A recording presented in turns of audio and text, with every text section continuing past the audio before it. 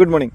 Health ഇൻഷുറൻസിൽ claim rejection വരാനുള്ള പ്രധാനപ്പെട്ട കാരണം നമുക്ക് ഇപ്പോഴുള്ള അസുഖങ്ങൾ അല്ലെങ്കിൽ ഇപ്പോൾ നമുക്ക് മുന്നേ സംഭവിച്ചിട്ടുള്ള ഓപ്പറേഷനുകൾ എന്തെങ്കിലും പറയാതിരിക്കുന്ന, അതായത് പ്രീ എക്സിസ്റ്റിംഗ് ഡിസീസുകളോ പ്രീ എക്സിസ്റ്റിംഗ് ഓപ്പറേഷൻസോ പറയാതിരിക്കുന്ന കാരണം കൊണ്ട് തന്നെയാണ്.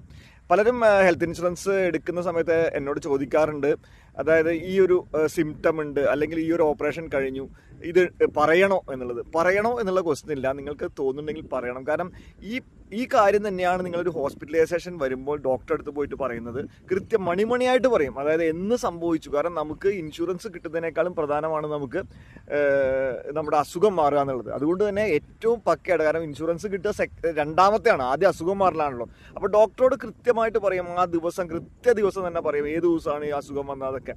അത് ഡോക്ടർ കൃത്യമായിട്ട് രേഖപ്പെടുത്തും. അത് ഇൻഷുറൻസ് കമ്പനിയിലേക്ക് പോകും. മിസ്മാച്ച് വന്നു കഴിഞ്ഞാൽ ഉടൻ തന്നെ ക്ലെയിം റിജക്ഷൻ വരും. അതുകൊണ്ട് തന്നെ കൃത്യമായിട്ട് കാര്യങ്ങൾ പറയാം. ഒരുവിധം എല്ലാ അസുഖങ്ങളും, അതായത് നമുക്ക് എല്ലാ കാര്യങ്ങളും പറഞ്ഞ് തന്നെ എല്ലാ ഇൻഷുറൻസുകളും കിട്ടും. അപ്പം അതാണ് സേഫ് ആയിട്ടുള്ളൊരു സൈഡ്.